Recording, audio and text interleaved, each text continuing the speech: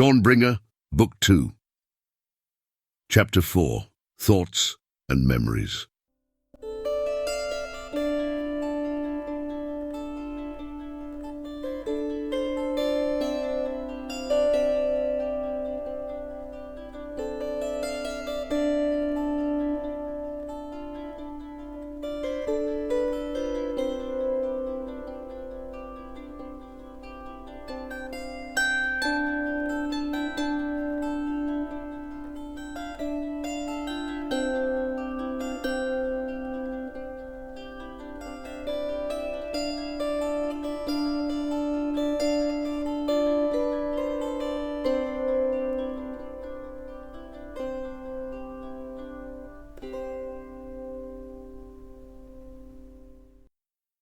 The earth crunches softly under Tiliana's feet as she paces slowly between the ruined buildings of the ghetto. Long already have the burned bodies of her fellows been removed and buried, and the roads, more like paths of loose dirt and stone, cleared of rubble and refuse. But even with this, the ghetto remains, and may always remain, but a skeleton of what it once was, a hollowed-out carcass of blackened wood and scorched stone, of lives lost, memories extinguished, and hopes forfeited. She comes after much deliberation and hesitation to her home, her ghetto home, after the home that she and her husband first shared, before he left the Hera's service, was lost. And this home too is now gone, but a blackened shape against the earth, where the wooden structure has been reduced almost entirely to ash. Everything that had been inside, all that she and her family possessed, has been destroyed or ruined. Wood and cloth, paper and thread, turned to ash, metal and glass blackened or shattered, made useless, but now awakening remembrance in Tiliana of the time when these things had been a part of her daily life. An old chalice that Alsignor's parents had given to him on his wedding day. A window hanging of stained glass with a design of an elk standing atop a hill in the wilderness. The blazing sun shining red and yellow behind him. A matching set of tin plates and cups with which her family had daily eaten for years, scratched and scuffed by continual use, but now hardly distinguishable in the blackened remains of the house. Tiliana walks to the center of what would have been the bedroom that she and Alsignor shared, and she crouches down, close to the earth. She places her palms against the ground, as if reaching out to touch and to make contact with what is now forever lost, with the life that she had, before it was irreversibly changed by violence and death. And as she does so, she feels something underneath her fingers. Pulling it from the earth, she sees a brooch of silver, veined with gold, in the shape of a maple leaf. Without thinking, she holds it to her breast, recalling the moment that he had given it to her. It was shortly after his parents had learned of their love for one another and their intent to marry. Their response was one of strong disapproval, apparently on the grounds that Tiliana's birth and stature, being of the lowest and poorest in Ristfand, was not fitting for one who would be a counselor to the Heras himself, in the long line of those who had gone before him. Alsignor had argued with his parents and tried to convince them otherwise. After a period of time, seeing that their son had no intention of changing his mind, they gave begrudging approval, but asked him to wait a further year before pursuing marriage. This he accepted. During this time of waiting, he led Tiliana to the coast south of the city, and in the evening twilight, when the water danced red and orange, he gave her the brooch with the following words. "Your common birth means nothing to me, since you are for me the greatest of nobility and the highest in stature. My family has long served the Heras and attended his house, but neither does such position mean anything to me. Benefits it grants us, that is true, and such benefits I wish to share with you. But our country has never been one to be divided by wealth and power. It is a tradition among our people, only rarely betrayed, that the influential are no more important than the common, that the wealthy owe their wealth to the poor, and the poor have a right to the share of the wealthy. It is long, however, since Ristfand has lived up to this ideal, and the rift that my family imagines to exist between us is a sign of this. But I give you another sign, a pledge, the seal of my family, that it may be your own, a sign that you share in our inheritance, but even more, that I wish to share fully in yours.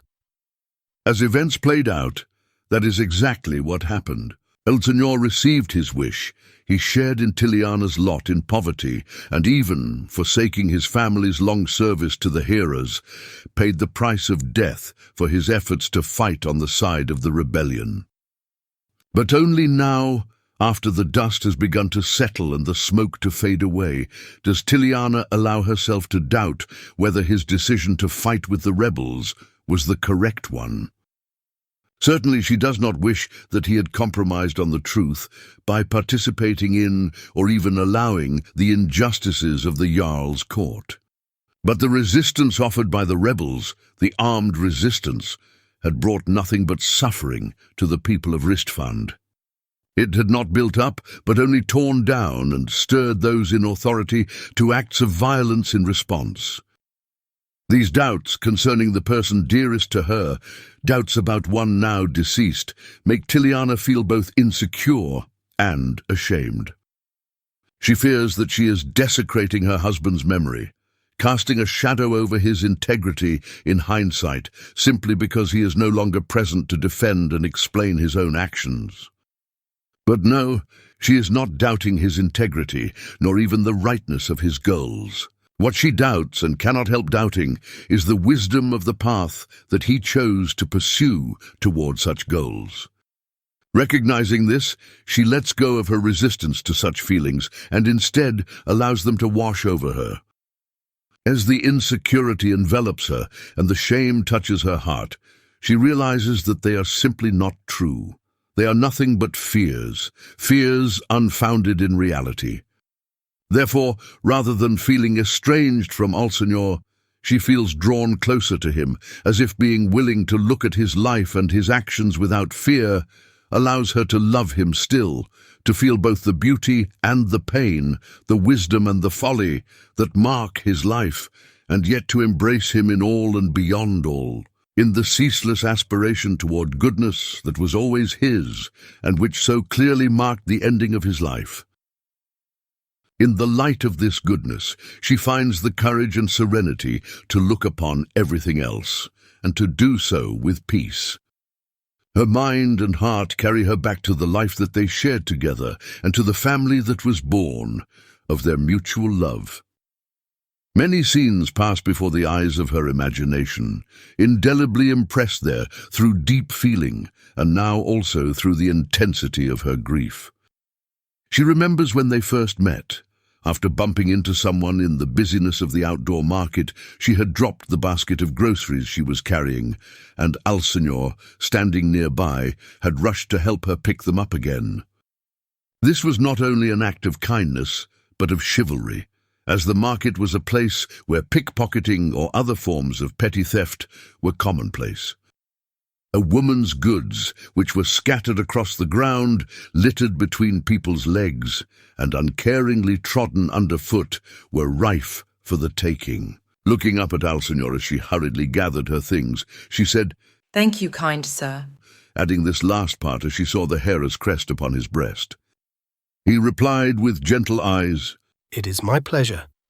Then, after returning to her what he had picked up, he said with a wave of his hand, gesturing to spilled grain and crushed fruits and vegetables, "Perhaps I could help to replace those things that have sadly been trodden underfoot." "Oh no," Tiliana said. "I could not ask such a thing of you." "I do it not because you asked," he replied, "but because I wish to do so. It is I who ask for your permission to aid you, and not you who beg for aid. Surely there is no shame in that." "Aye, sir." she answered, lowering her gaze. "Then I accept." And he, "Very well, but you may dispense with the sir. Simply call me El Señor." the image within her shifts now, and she recalls the birth of her first child, Anna, and the exuberant joy that Alsenor had showed. A precious gem in a crown of love, or the first flower in the garland that we are weaving, He had remarked, looking on the fresh face of his newborn son. Or in the garden that we are planting. Tiliana had replied. And may our home always be that. El Señor had said, taking the child in his arms and holding him close against his chest. A garden where flowers freely bloom. As this memory and 1,000 others confirm, El Señor was a kind-hearted man, and this was revealed most visibly in his attitude toward his family and his relations with children, his own children most of all. Even after the new imperial counselor had arrived, replacing a predecessor who was both cruel and unjust, Alsenor had decided to remain with the decision to leave the Hera's service, thus perpetuating the break with his family's role for generations. Since the situation had so drastically changed only 2 years since his leaving the Hera's service, and for reasons that were obviously just, it is likely that Alsenor would have been received back had he asked. But he did not ask, and his reason was not now that the imperial counselor usurped his role as advisor to the Jarl, nor that wickedness was perpetrated against his intent and desire to aid, for the new counselor seemed much more liable to cooperation, but because Alsenor had come to cherish the time spent with his family and would lose a great deal of this time were he to return to his previous role. Realizing this, Tiliana allows herself to ask a question for the first time that she could have asked years ago. Was Alsenor's decision to leave the Hera's service and to persist in this departure the right decision? And this question leads to another. It comes to her in a memory of the conversation she had shared with Elmarie, Rorlain, and Eldarion not long ago. Why had Tiliana not shared the detail of the Imperial Counselor's replacement with those who had been at her bedside during her illness? She had not lied to them and had told them truly that her husband left the service of Glenda's because he felt his aid unwanted, or at least ill-received, in contrast with the strong voice of the current Imperial Counselor. But she had not told them that a couple years later the Counselor was replaced, for reasons she did not know, and that Alsenor still insisted on the new path he had chosen rather than returning to the old. Did she avoid saying this simply because it was irrelevant to the conversation at hand, or because there was something inside her making her reticent to speak of it, even perhaps to think of it?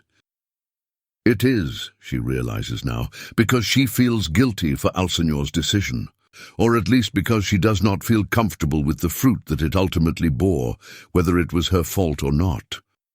For if Alsenor had remained in the service of the Heras, perhaps he could have been more a part of Glenda's inner councils, both in receiving and in giving, and thus have prevented the uprising rather than participating in it. He could have pursued his goals of justice peacefully, rather than through siding with the violence of the rebels. He was such a loving man, so tender-hearted, but in the last analysis he had not only failed to protect his family, but had been the indirect cause of the death of both of his children and of the bereavement of his wife. With these thoughts, Tiliana's eyes burn with tears, and her throat catches with spittle. How can she think such a thing of her spouse, of the love of her heart? What ingratitude such thoughts express concerning everything that he had sought to give to them, and did indeed give to them. How could he have known where his path would ultimately lead, and the fruits of the fateful decision that he had made? Is it not true, rather, that sometimes a person is asked to simply do their utmost, to walk in integrity as best they can discern, even if their path leads into a place that appears as utter failure? And if that is the case, is such failure perhaps, just perhaps, a stepping stone to something that lies beyond failure, born not of success, but of fidelity and of sacrifice?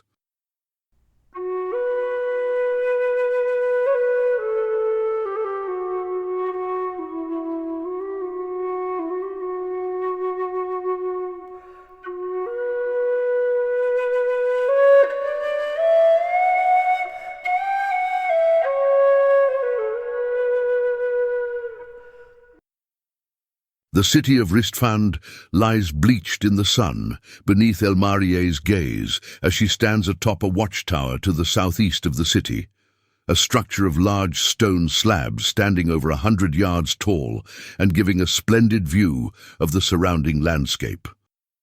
Feeling a growing pain in the expectation of the coming attack, as if the fear of the citizens was encroaching upon her and making it difficult to breathe, she spoke with Syrian, and he suggested she spend a day out walking in the countryside.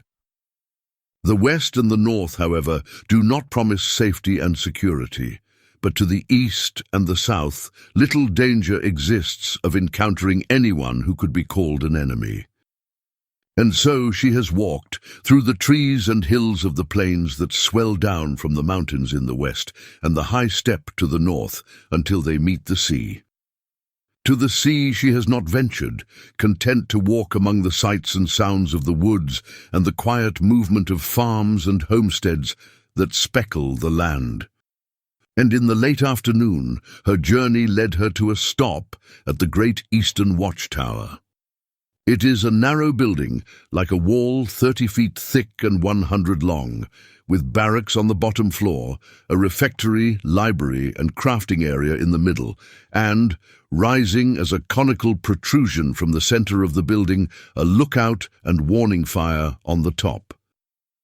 The watchtower, for its size, nonetheless houses no more than 10 soldiers. It is not designed nor purposed for defensive use.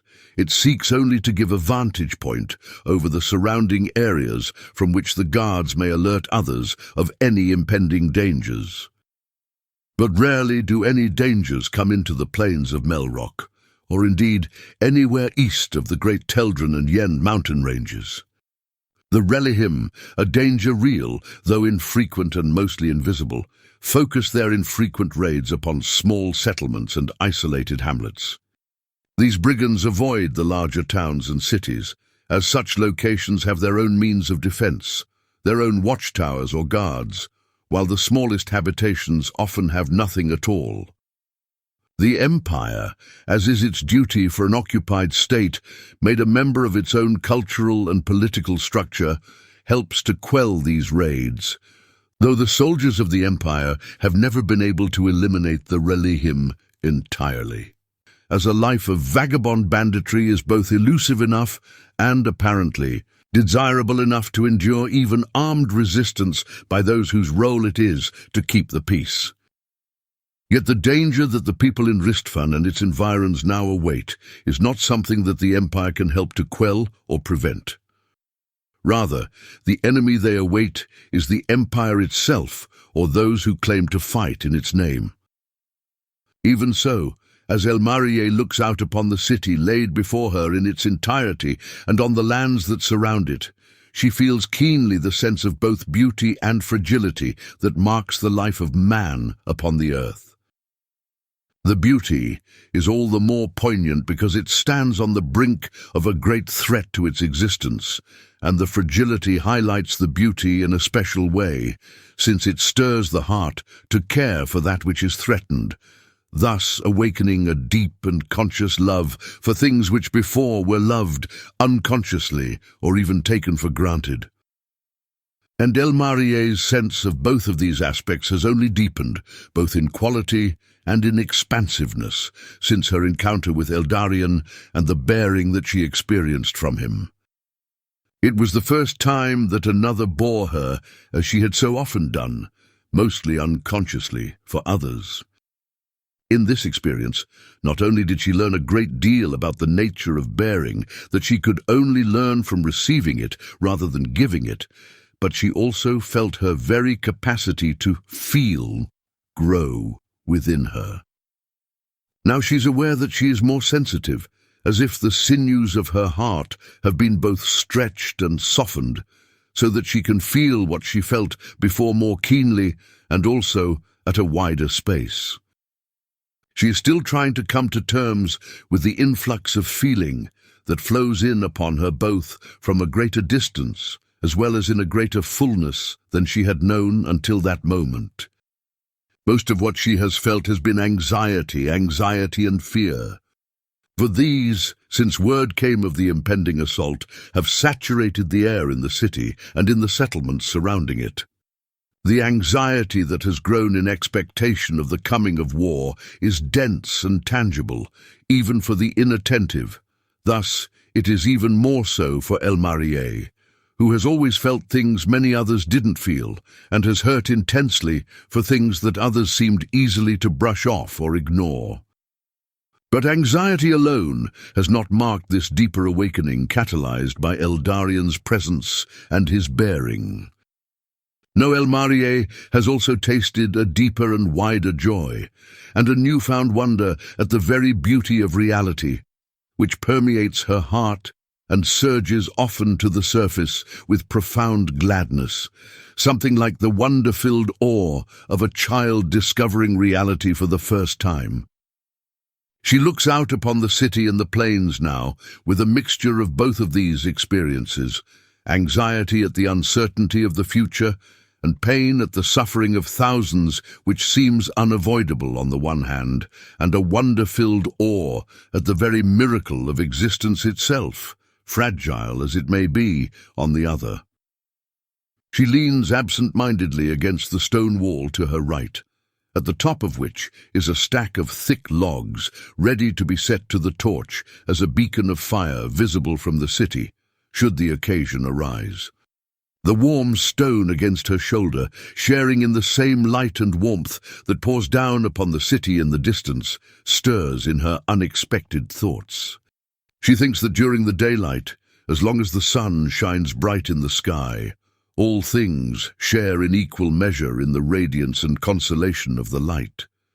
But at night, as shadows fall, the earth is shrouded in darkness, and smaller lights are necessary in order to counteract the dark, to give radiance and warmth in small pools of light, where before everything was bathed in the universal shining of the sun. Like the watchtower itself, the light is there to ward off danger or to warn against it. It is there to stand tall and glorious as a beacon for all to see and to guide their way. But the light is there also to guard the intimacy of life and love, to illumine home and hearth, and to dispel the nocturnal chill with the welcoming warmth of belonging. The light is home, and the darkness is alienation. The light is security, and the darkness is fear. The light is clarity, and the darkness is uncertainty. The light is closeness, and the darkness is distance, and yet the light is expansive radiance, and the darkness is shadows that close in tightly to suffocate the heart. Light is thus the sole longing of the human heart, which has been born of light and made for light. And yet in this world marked by pain and loss, the path into the fullness of the light passes also through darkness, and is, as it were, hemmed in by darkness. For just as the stars send forth their rays through darkness to strike the eyes of those who look upon the glistening firmament, and as a torch burns more brightly, more visibly, in the dark than it does in daylight, so the darkness itself is utilized by the light, gripped by the light in the unfolding of all things toward the everlasting dawn and endless day. But the choice lies in every human heart, to seek the light undimmed with all the aspiration of the soul, or to compromise with the darkness and to yield to its domain even within oneself. Only in the former choice is darkness itself pervaded by light, and to light does it yield, whereas in the choice of darkness, when darkness is desired or accepted, one finds that balancing the darkness and the light, as if some agreement were to be struck between them, leads only to the loss of light and entrapment in darkness. For the beauty of darkness, if beauty there is, only comes from its standing over and against the light, as a space for the light's illumination, as the expectation, the longing, and the capacity for the fullness of dawn and of day. But the darkness of evil, of wickedness, of the powers of violence that seek to set themselves against the light of goodness will only steal, kill, and destroy. Thus the darkness of longing and expectation, like the darkness that allows the stars to be seen, is replaced by the darkness of loss and isolation, like the darkness of a dungeon buried under the earth, from which there is no escape. These thoughts lead Elmarie again to the vivid awareness of her surroundings, and she begins to think of the watchtower's beacon as a kind of symbol. As darkness descends upon the land of Telmerian, the need for beacons of light grows, beacons that not only give warning, but give guidance, consolation, and warmth. But to be a source of such light, or at least its vessel, the beacon must confront the darkness head-on, must pass into and through the darkness, so as to illumine the way for others, or to find them where they are, lost in the night, and to lead them back into the light. This, she knows, is what Eldarion is destined to do, and he bears the marks of such light already. He is gripped by it, possessed by it, and in this possession is made absolutely poor, destitute, with nothing in his hands save openness and emptiness. Only in this way can the light shine in and through him in the way that it must for others. Reflecting on this, Elmarie realizes that she is invited to the same poverty, the same utter openness, which she has not knowingly or willingly rejected, but which invites her now with a depth and expansiveness that she has not known until now. And although such a path frightens her, she also spontaneously recognizes that it corresponds with the deep aspirations of her heart, an unsealing and maturation of desires that she has always held within her, and not as an imposition from the outside. Nonetheless, what frightens her even more, what causes her heart to ache immeasurably more profoundly, is simply the awareness of great evil and suffering that encroaches upon her consciousness, as if the coming pain of the war is already resounding in her being before it has even begun to play itself out upon the stage of history. Never before has she known war or bloodshed except, as she now knows in that earliest of memories, forgotten but not without effect, of the slaughter of the travelling company, her family included, of which she was the only survivor. But in waking consciousness, what she knows of war and violence is little, learned only from books and conversations and the heart's compassion. Only time will tell how much these, in particular the compassion of the heart, have prepared her for what awaits. With these thoughts filling her mind, Elmarie descends the stairway from the roof of the watchtower and follows the path in the direction of the city. The sun is beginning its descent in the lower portion of the sky in the west, and she finds herself looking into its brilliance as she makes her way back to Ristvand. As she walks, sounds enveloping her, the song of birds and the chirping of crickets, the rustle of the breeze in the boughs of the trees, and the soft crunching of her own footsteps against earth. A thought comes to her, which in a way sums up all of the thoughts leading up to it. My life has been marked by solitude, She thinks. and yet I realize now, as if for the first time in full awareness, that this solitude has been a meeting place of deep encounter with others. And I mean not so much that it has allowed me to meet others explicitly, though this is true as well. I mean that the solitude itself is a place of encounter. It is precisely in my aloneness, or rather in the sanctuary of my heart, where I am most silent and poor, that I feel the reverberations cast from others' hearts, as if they were my own. There is a directness here which, in a wholly unexpected way, is even more direct than the contact possible through words, through glance, through touch. All of these matter, of course. But in this place, I wish I knew what to call it. In this place, it is like our hearts touch directly without anything between them. Or rather, it is as if the divine itself is our meeting place and the living space of our encounter. These thoughts subside for a moment as Elmarie continues to walk, and a wolf's howl sounds from somewhere far to the north. After a moment, it is echoed by the howls of others. Even the animals communicate at a distance, She thinks, stirred on by the sounds she hears. and the air itself is their medium. But inside man and woman, inside each one of us, lives something so much deeper, richer, and fuller. Inside us lives a flame that surpasses the animals, surpasses indeed everything within this world. In this secret fire we communicate, and not only in the direct commerce of voice and sight, in the manifold interactions of daily life, but in spirit flowing into spirit, like ripples intermingling in a single ocean, in heart throbbing into heart in a single circulation, 2 hearts, 1,000 hearts, as if in only one body.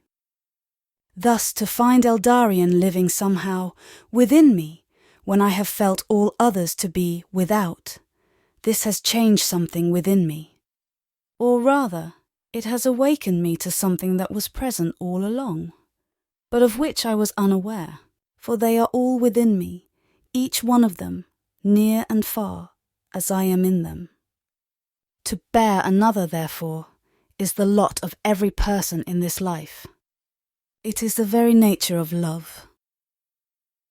After all, a mother bears a child in her womb before bringing him to life in the world, and we are all born, in numerous ways throughout our life, by those who uphold us, guide us, and care for us often far beyond our sight. To have the gift of bearing, as Eldarion and I experience it therefore, is not something entirely special or unique. It just summons into a fully grown tree what exists as a seed in all of us. But Her thoughts falter for a moment, and she looks around in the light that is now beginning to turn the oranges and reds of twilight, glistening in the leaves of the trees and pervading the clouds with the richness of its colour. this gift we have received, wherever it comes from, is an entrustment and a task. For some reason we feel what others don't feel, or feel it much more intensely, and this means that we can aid others in a way that only we can. I have felt this for so long but was unable to name it. And Eldarion, he has searched for it without knowing it. This much I saw in his eyes immediately when I explained to him the reality of bearing. Once he heard this, it was as if his heart cried out, finally, a way to help those whom until now I have felt powerless to aid. I feel it too, Eldarion.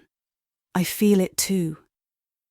And yet this capacity is not a power. No, it is more like powerlessness, and the more powerless we allow ourselves to be, the more it is allowed to harness us, to allow us to feel and to carry, that the pain may be eased from their shoulders, the yoke from their hearts, and the light may find a space within their darkness.